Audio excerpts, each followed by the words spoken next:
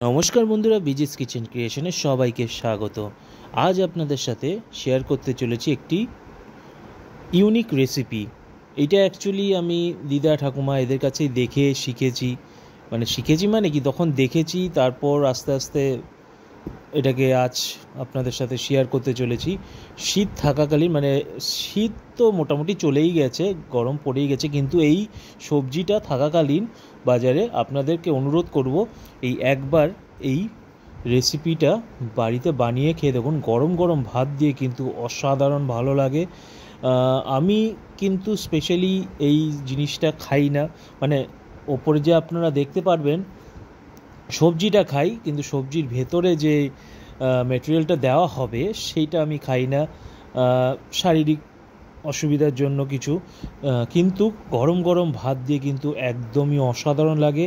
আপনাদেরকে ফলো করে বলতে পারি, একবার শুধু এই সবজিটা যতদিন আছে বাজারে কিনে নিয়ে বানিয়ে ফেলুন চটজলদি, আর খেতে গরম গরম ভাত দিয়ে দুপুরবেলা একবার খাবেন, দেখবেন, তারপর আমাকে কমেন্ট করে জানাবেন যে আমি ঠিক বললাম কি না। আগে খেতাম, কিন্তু শরীরের অসুবিধা হয় বলে এখন আর খাই না। আগে খেতাম, তখন খুবই ভালো লেগেছিলো, খুবই টেস্টি লেগেছিলো। এখন আর সেটা খাওয়া হয় না, ডক্টর আর খেতে বারণ করে দিয়েছে, তাই আর খাওয়া হয় না। কিন্তু ম্যাক্সিমাম লোক অনেকেই খায় আর খুবই ভালোবাসে, তো নিশ্চয়ই খাবেন। সবজিটা খাই, বাট সবজির ভেতরে যে স্টাফিংটা করেছি সেটা আমি খাই না। তো চলুন তাড়াতাড়ি আজকে রেসিপিটা দেখাই। শিম পুটলি। তো শিম পুটলির জন্য তো লাগবে শিম। এরকম চওড়া চওড়া টাইপের শিম নিয়ে নেবেন। নিয়ে নিচ্ছি ছোটো ছোটো চিংড়ি। এবার শিমের মাথা দুটোকে, একদম যে এন্ডগুলো ছোটো ছোটো করে কেটে নেবো। বেশি চওড়া করে কাটবো না, হালকা হালকা জাস্ট কাট করে নেব।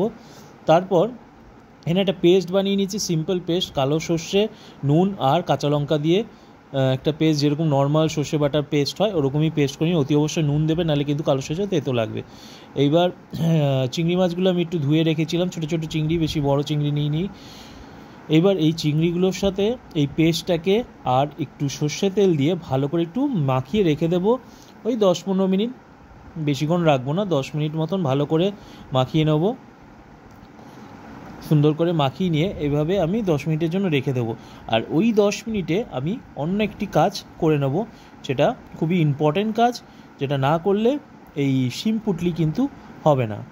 আর অতি অবশ্যই তেলটা দিয়ে নেবেন, সর্ষের তেল, কারণ সর্ষে বাটাতে সর্ষের তেল না দিলে কিন্তু টেস্টটা খেলবে না। আসল টেস্ট যেটা ঝাঁঝালো একটা ব্যাপার হবে গরম গরম ভাত দিয়ে, সেটা কিন্তু মজাটা আসবে না। এরকমভাবে সর্ষের তেল একটু দিয়ে ভালো করে 10-15 মিনিটের জন্য রেখে দেবো সাইডে। আর ওই দিকে আমি একটা বড় একটু পাত্র নিয়ে নেবো, যেখানে আমি জল নিয়ে নিয়েছি। জলের মধ্যে এবার সব শিমগুলোকে সাঁতার কাটতে ছেড়ে দেবো। এবার শিমগুলোকে সাঁতার কাটাবো শুধু এইখানে না, এটাকে ওভেনে বসাবো, 10 মিনিট ভাপিয়ে নেব। 10 মিনিট না, সরি, একটু ভুল বেশি বলে ফেললাম, 5-7 মিনিট ভাপিয়ে নেব। ভাপিয়ে নিয়ে একদম কিন্তু ভাপাবো, সেদ্ধ করব না। এইবার কি করব, এই যে মোটা যে দিকটা আছে সেখান থেকে এটা আলতো করে ফেলে দেব। একদম কিন্তু এন্ড টু এন্ড ফাড়বো না, মাঝখানটুকু এইভাবে ফেলে দেবো। এইটা আমার এন্ড টু এন্ড খুলে গেছে, আমি চেষ্টা করেছিলাম কিন্তু বাই চান্স কোনো কারণে খুলে গেছে। এন্ড টু এন্ড ফাড়বো না, একদম মাঝখানে একটু গ্যাপ রেখে মাঝখানটুকু রাখবো। পুরোপুরি ফাড়লে কী হবে, পুরো চিড়ে যাবে, আর পুরটা ঢোকালে পুরোটাই ফেটে যাবে। আমি বীজগুলো বের করছি না, আপনারা চাইলে বীজগুলো বের করতে পারেন। শিমের বীজ তো আমরা খেয়েই থাকি, সেই জন্য বীজগুলোকে আর বের করলাম না। এইভাবে যতগুলো শিম আমি করেছি সব কটাকে এইভাবে আলতোভাবে চিড়ে নিতে হবে এবার। আর অতি অবশ্যই কিন্তু আরেকবার বলে দিচ্ছি, সেদ্ধ করবেনটা জাস্ট একটু ভাপিয়ে নেবেন। এইবার হলো পুর ভরার পালা। এবার এই চিংড়ি মাছগুলো একদম ঠেসে ঠেসে কিন্তু ভরবেন না, তাহলে কিন্তু ফেটে যাওয়ার চান্স থাকে।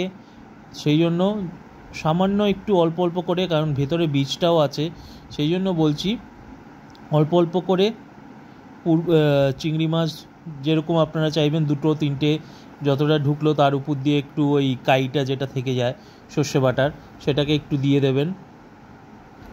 সুন্দরভাবে আস্তে আস্তে আলতো হাতে সব করতে হবে, খুবই আলতো হাতে করতে হবে, কারণ শিমটা যখন ভাপিয়ে নেবেন শিম ভাপানোর আগে কিন্তু একটু শক্ত থাকে, একটু হালকা ভাপিয়ে নেওয়ার পর কিন্তু একটু শিম নড়বড় নড়বড় করে, সেই জন্য আলতো হাতে কিন্তু করতে হবে।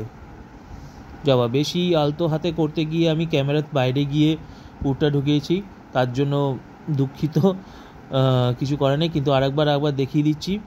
এইভাবে পুরটা নিয়ে শিমের ভেতরে ঢুকিয়ে দেওয়া হবে। বেশি চাপাচাপি করলে কিন্তু মুশকিল হয়ে যাবে। অল্প অল্প করে আলতো হাতে একটি হাতের আঙ্গুল দিয়ে আস্তে আস্তে করে চেপে চেপে এইভাবে ঢুকিয়ে দিতে হবে। আর উপরে যে কাই, সামান্য একটু কাই আমি দিয়ে দিচ্ছি।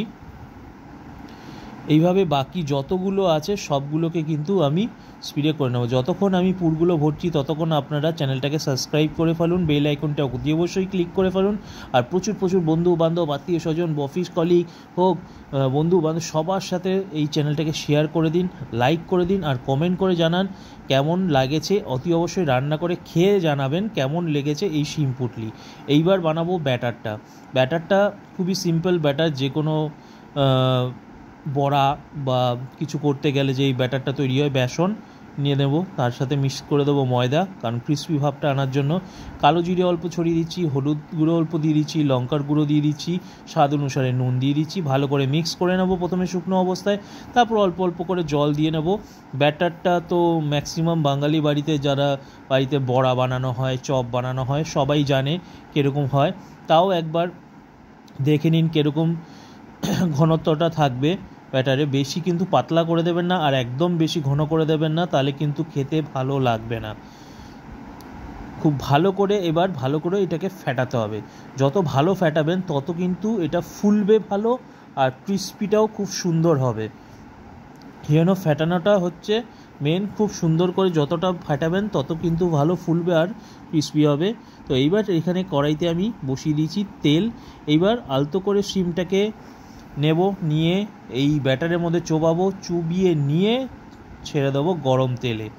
আর বেশিক্ষণ সময় লাগবে না, সেই জন্য প্রথমে তেলটাকে একটু গরম করে মিডিয়াম আঁচে এবার ভালো করে সব কটা ভেজে নেব। কড়াইতে যে কটা আটবে সেই কটা দিতে পারেন। আমার মোটামুটি 3 থেকে 4টে এঁটে গেছিলো কড়াইতে, সেই জন্য আমি 3 থেকে 4টে আমি এখানে দিয়ে দিলাম। দিয়ে এবার গোল্ডেন কালার একটু ব্রাউন হয়ে আসবে, সেরকম অনুযায়ী আমি এভাবে ভেজে নেব, খুব সুন্দর করে ভেজে নেব। আর প্লিজ আপনাদেরকে অনুরোধ করছি, এই রেসিপিটা কিন্তু খাবেন, একবার হলেও ট্রাই করুন। যতক্ষণ এই সবজিটা বাজারে পাচ্ছেন একবার কিনে নিয়ে এই রেসিপিটা ট্রাই করুন। খুবই অসাধারণ খেতে। আমি 1 থেকে 2 বার খেয়েছিলাম, তারপর আমার চিংড়িতে অ্যালার্জি, যেই কারণটা আমি প্রথমে বলছিলাম, আমার শরীরে অসুবিধা, চিংড়িতে অ্যালার্জি, তার জন্য আমি আর এখন খেতে পারি না। কিন্তু যখন বানিয়েছিলাম প্রচণ্ড লোভ লেগেছিল, কিন্তু কি আর করা যাবে। এবার খুব সুন্দরভাবে দেখতে পেয়েছেন কি সুন্দর দেখতে হয়েছে, ক্রিস্পি, আর কি সুন্দর ফুলেছে। এটা কিন্তু এই ব্যাটারের জন্য, এই ভালো করে ব্যাটারটাকে যে আমি ফেটিয়েছি তার জন্য কিন্তু এতটা ফুলেছে। তো বন্ধুরা, আজকের মতন বিদায় নিচ্ছি। খুব শীঘ্রই আরেকটা নতুন ভিডিও নিয়ে আপনাদের সাথে নিশ্চয়ই আবার দেখা হবে। ততদিন ভালো থাকুন, সুস্থ থাকুন, সবাইকে ভালো রাখুন।